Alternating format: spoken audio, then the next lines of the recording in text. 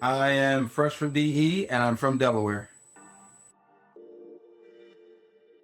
I started recording myself probably since high school, but to call it engineering, maybe I would say when I moved to Boston and I started going to school. I started going to school for audio after high school.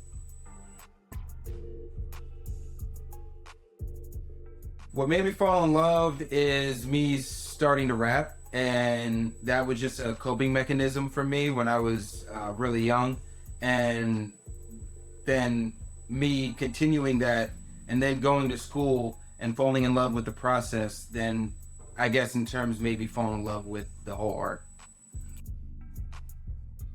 I think I work best with almost any type of artist, but I would say there's varying degrees of the type of artists I'm good with, because I've had good experiences with artists that are extremely detailed, and I've had good experiences with artists that are very loose with the direction of their song. I would say I specialize mostly in urban music, but I've been exposed to all types of music living in Boston and doing different types of gigs and stuff. So I think that the potential is open for this type of music, and I feel like I could work well in any genre of music. I would say what makes it different is the adaptability of it and it being able to conform to whatever the person's doing. I try not to use the same ear for every genre of music, and I try to understand that it's going to take different ears each time when you're dealing with different styles of music.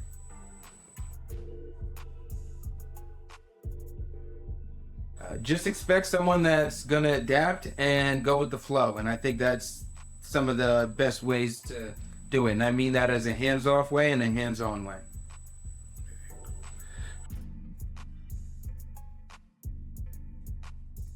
The biggest mistake I think someone could make is not being mindful, and I think being mindful is one of the main things that could help someone.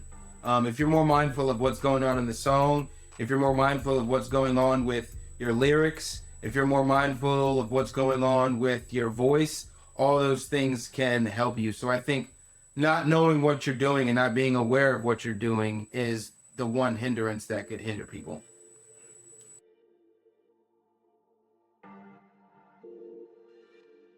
Before a session, I think artists, again, mindfulness, be mindful of what you're doing before the session. Now, I could be talking about my own way of making music, but I do believe that there's energy all throughout like the world that influences what you're going to do in the studio. And if you don't want that to happen, or at least I don't think you should have that happen in the studio, because it sort of dictates what you're going to do. And I think the studio is best when you're more open to what the possibilities could be versus doing something, unless you're trying to execute an idea, which I think then is still, you should be mindful of what you're doing, because if you're going to make a love song, you don't want to like fight someone or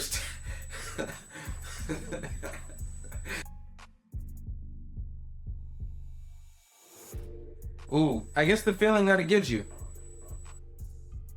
Pro Tools. I don't have one. I can make any mic sound good. Recording.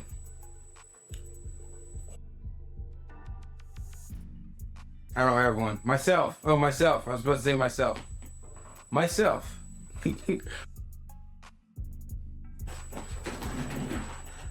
Myself.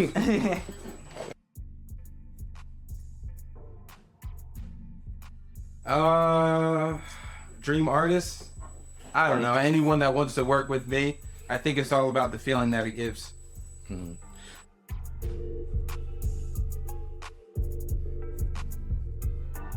Don't do anything at the studio that's going to get me kicked out of the studio.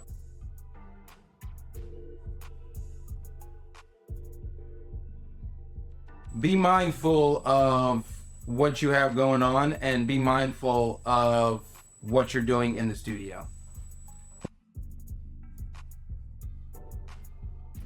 I would say piggybacks on the last question of just being mindful and understand what's going on, and that could be on all levels, as far as not necessarily recording, because everyone doesn't necessarily have to be technical to do that, but be mindful of the creativity that's going on. Be mindful of the beats. Be mindful of the beat changes. There's things that's happening in it that you could cater your voice to, as well as yourself, your lyrics, what you're doing, and how you're using your voice.